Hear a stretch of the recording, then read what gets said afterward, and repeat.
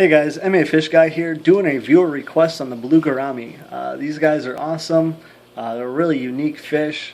They get kind of large, not as large as a kissing gourami, but the blue gourami, also known as a three-spot gourami, it gets around 5 to 6 inches. They do require about a 20 to a 30 gallon tank at first. As they do get the larger size, I would recommend doing a larger tank. Just like any other fish, you want to do a larger one. So starting off with a 20 to 30 is fine.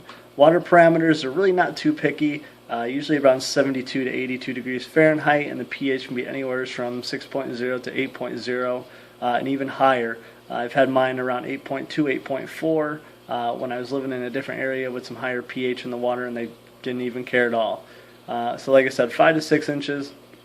They really eat anything. They're an omnivore. They're going to eat meats, vegetables. It doesn't really matter, so a variety in flake foods, whether it's veggie and meat, they'll eat it. Doesn't really matter. These guys, the males and females, are kind of easy to determine. Maybe not with some of the better breeding anymore, but usually the males have a long pointed dorsal fin, which is the top fin. And then the females are going to have a short rounded fin, just like some of your cichlid species. So it's kind of easy to determine them, but a lot of times you're going to see pet stores selling the males just because they're a little bit more of a vibrant blue to them.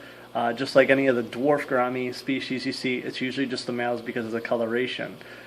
So retail, these guys usually go for about $3. So back to the actual breeding of them, it's just like betas. You're going to set up a 10-gallon tank about 6 inches full.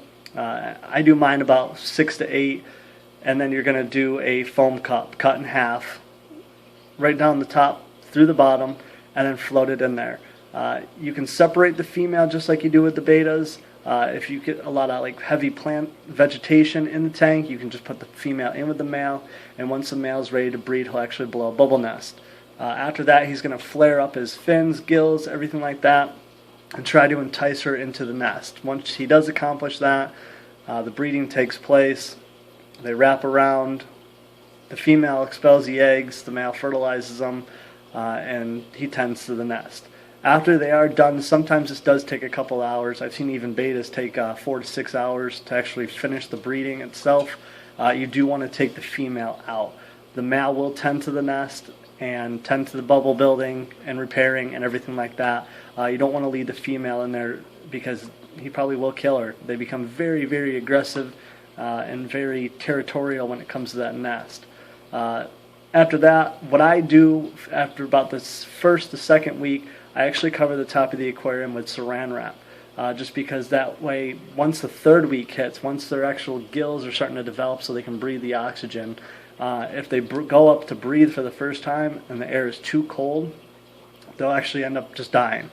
I've lost a lot of clutches to this, a lot of batches of eggs. They go up for that first breath, the air is too cold, and then they die. So if you put saran wrap over the top, it keeps it nice, humid, and warm. I keep the tank around 78 degrees. That way it's nice and humid. And like I said, that saran wrap keeps that humidity in there, so when they go up for that first breath, it's not going to hurt them at all. So they're kind of easy to breed as long as you can get the male and the female. Now, if you're looking to do them in a community tank, pretty much they're not aggressive unless it's with another gourami. Even some of the different species together can be kind of a problem. I've had blue gouramis in with my pearl scale gouramis, and they don't have it at all. They duke it out. I had to end up taking the blue gourami out just because he was the lesser of the two. So whenever it comes to a more aggressive fish, they usually back down. So you can put them in a wide variety of even smaller cichlids, community tanks, which is kind of nice because they aren't huge. So they're not going to take up a whole lot of room, and they actually can fend up for themselves once they hit that higher size. So I hope this helps you with the blue gourami or the three-spot gourami. If you have any questions, comments, concerns, put them down below in the comments. Subscribe to my channel, like this video, and check out the website, mafishguide.com.